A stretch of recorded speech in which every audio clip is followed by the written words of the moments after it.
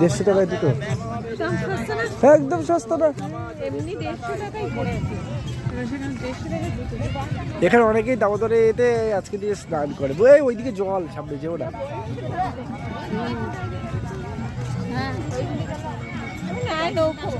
না ওকে ধরো, ওকে ধরো হাতে, পড়ে যাবি।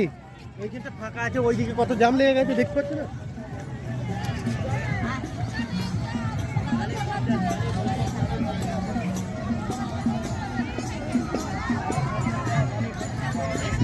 আমার দিদি আইবে দেখ